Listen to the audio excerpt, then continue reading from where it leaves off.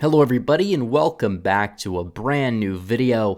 Make sure you like this video down below and subscribe to the channel before we get started. And we have a lot of things to get to. Haven't put out a video in a couple days. Obviously, I did talk about in my last video how Donald Trump has been banned from Twitter despite using his platform to de-escalate the situation that happened in Washington, D.C. Big Tech didn't care, and as I expected, they used it as a vehicle to censor the president and his millions of supporters who use the platform.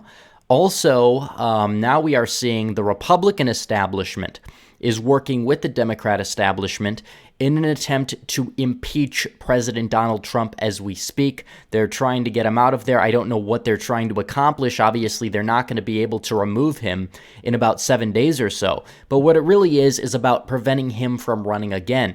And it's not necessarily about Donald Trump, it's about Trumpism. This is exactly what they're trying to stop. Donald Trump is just in the way of all of us, and that's exactly what they are trying to get to. So they're trying to get to Trump to demoralize us, they're trying to censor us to demoralize us, and we just can't let that happen. It's important to stay white-pilled, it's important to stay positive, and I'm going to talk about 5 positive things in this video. Obviously, it's not a very positive time. Obviously, we know things are likely going to get worse before they get better. But at the same time, it is important to take a little step back and realize that there are still some things going for us, and this thing could end up backfiring on them big time. But in the meantime, it's important to understand that with all of this craziness going on, and with a Biden administration incoming within about a week or so, it's very important to stay prepared. You have to stock up on long-term survival food, and the best in the business is none other than My Patriot Supply. They've been doing it for years, and their food lasts for years, up to 25 years. Meals that the whole family will love for over 2,000 calories a day. You can get your 4-week supply now. Save $100 off a full 4-week supply when you order with preparewithredeagle.com. That is preparewithredeagle.com. And those that know what's coming are preparing today. So prepare now at preparewithredeagle.com. So we're going to get started here and talk about the 5 positives that could come out of this. And positive number 1 is alt tech is rising. We've seen BitChute, we've seen Rumble, we've seen Telegram and Gab, which I can't pull up because Gab is down. They're adding more servers. Those platforms are rising. Telegram is within the top 500 websites in America, so is Gab is nearing that as well as BitChute. I suggest you follow me on all of these platforms. The links are going to be in the description because alt tech is the future. And if they remove us from mainstream tech, and if they even remove alt tech apps from the App Store, we still will be able to communicate once they have their own servers. BitChute has its own server.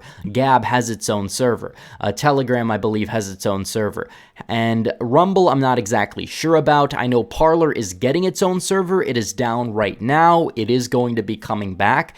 And even though it's harder for us to communicate, these sites are going to gain more legitimacy as time goes on. Obviously, the unsavory characters will be the first ones to use them. Obviously, Gab is going to get slandered by the mainstream press, by the mainstream media, but as President Trump joins, and as millions of Americans decide to join these platforms, as they will once President Trump does, as he's been deplatformed from pretty much anything, these other platforms are going to continue to grow, and they will continue to gain legitimacy as a result. So that's a very important thing to take into consideration. These platforms will grow, and even though big tech is working around the clock to try to stop them, it's not going to work if we have our own servers, if we have our own browsers, and that's exactly what Gab is doing, and I think it's a very genius thing. So that's one white pill, is that alt tech is on the rise. It's important to get on all these platforms. BitChute, we're over 1,000 on BitChute. We're over 1,000 on Rumble. Telegram, let's get the Telegram up there and the Gab up there as well. The links are in the description. I would say to follow me on Parler, but the servers are obviously down, as I have previously mentioned, but hopefully Parler is going to be up in the near future. So this brings us to step 2. The second white pill of the day is that a lot of normies, the normal everyday people, the apolitical people, are going to start to wake up. When they realize that nobody really elected Jack Dorsey, but he's able to have more power than the President of the United States, people are going to wake up. They're going to realize that the system is completely broken. Donald Trump's support base was largely formed of many people who were previously apolitical. And movements that grow usually end up adding a lot of people that are apolitical. And once they realize that these corporations, the establishment, is working together, working around the clock to censor the president, to censor the supporters of the president, people are going to wake up, they're going to understand what's going on, and they're going to want to join the movement. They're going to want to understand and take in new information. That means more people will be coming to the movement. More people will be coming to alt tech. And I think over a longer period of time, that may be something that is beneficial.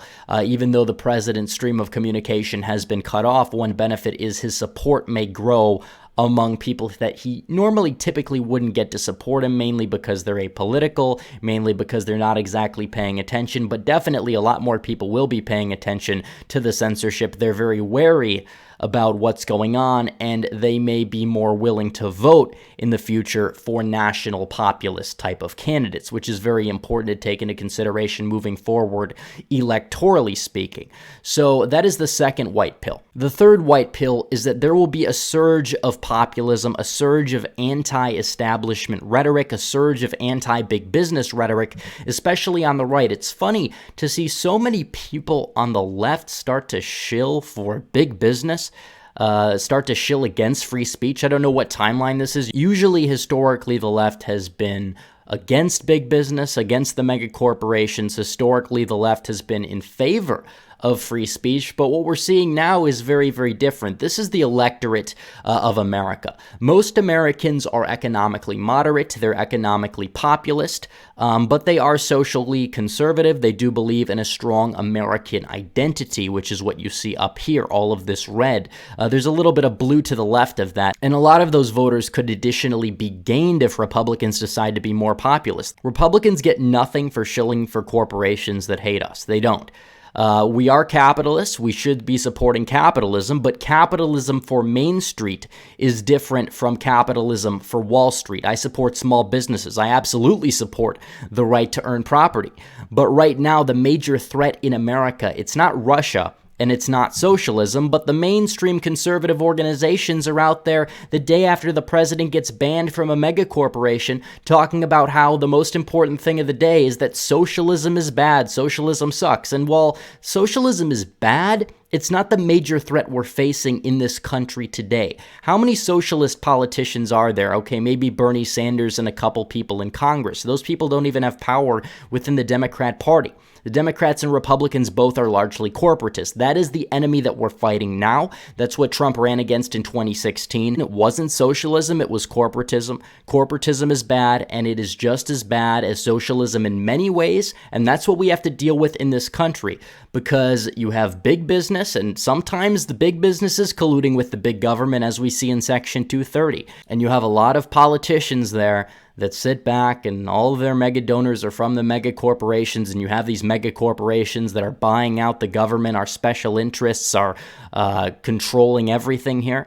And they also control the conservative organizations that tweet things out like socialism sucks the day after the president gets banned, not because of socialism, not even because of the government, but because of mega corporations that are running rampant due to corporatism. Corporatism sucks should be the slogan of the right moving forward, not socialism sucks. Obviously, socialism does suck. I do not support socialism. However, the enemy that we're fighting right now is not socialism right now. Just like the enemy we're fighting right now is here in America. Everybody's worried about the Chinese government having their credentials, but these mega corporations that are colluding with the Chinese government, I think that they're the bigger enemy that we have right now, and they do work together.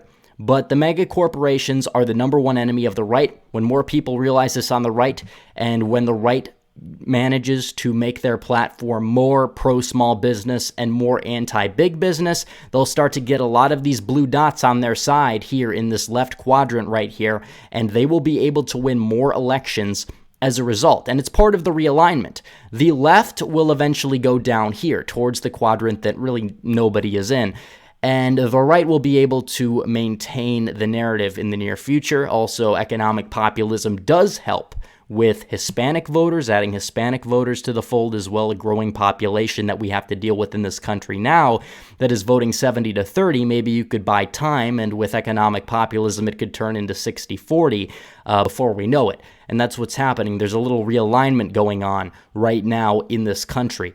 So it's important to take that into consideration, that populism is rising, and it's an opportunity for the America First movement, the Trump movement, to capitalize on that and to take those voters within their fold that we have here. So now we'll go on to the fourth white pill. The GOP establishment is dead.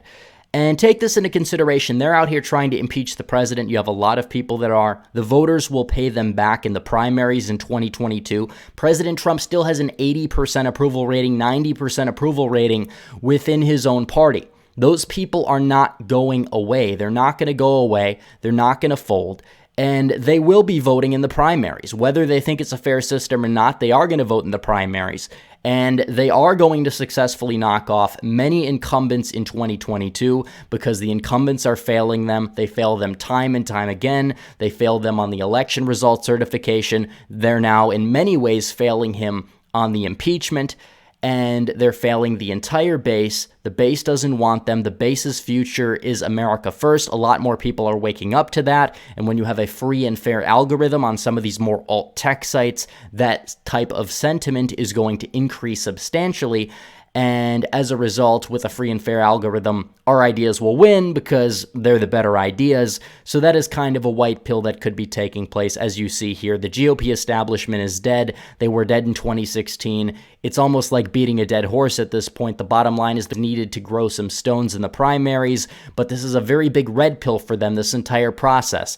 And as a result, they are going to be growing stones, and they will be there in the 2022 primaries, and they will be knocking off many incumbents in the 2022 primary. So keep that in mind. There's about 10 senators that I could see losing their seats. There's about 50 to 60 representatives at a minimum because people are fed up, people are angry, and that's a motivator to vote. And that also ties into white pill number 5. Biden will likely be unpopular after a couple of months or so. He will end up pissing off one wing of his party or the other. A lot of them will end up staying home in the midterms, and no amount of shenanigans is really going to overcome that for the Republicans if they decide to turn out.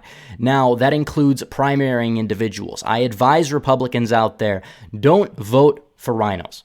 Don't waste your vote on people that do nothing for you. Go out there in the primaries. You'll be able to go out there. You'll be able to knock off incumbents, and if you're able to do that successfully, make it 2010 on steroids. Go out there in the general election, vote for the America First candidates, down ballot, vote America First. Don't vote Republican down ballot. Vote America First candidates, America First Republicans on your ballot. And that way we will be able to actually enact change, actually set the country back on the right path. The path that we're going down is a disaster. The GOP establishment is doing everything possible to purge Trumpism from the party, but it's not going to happen because the voters are here and we're not going anywhere. And the only way they're going to successfully purge us is if we go form our third party. And at that point, the Republican Party would essentially be gone. They would be dead on default. They wouldn't be able to win an election ever again. So we'll see what happens. Obviously, I think that the future is very bleak. It's going to get worse before it gets better. But there are signs of white pills here. And I think it's important to analyze them as well, because in every single loss you have, there are going to be silver linings, and you have to use those silver linings in order to build a better future. So anyways, guys, thanks for watching this video. Please like this video down below, comment down below, and subscribe to the channel. Hit the bell for notifications so you never miss another video. Follow me on social media, especially alt tech. The link is in the description. As always, guys, thanks for watching. Red Eagle, out.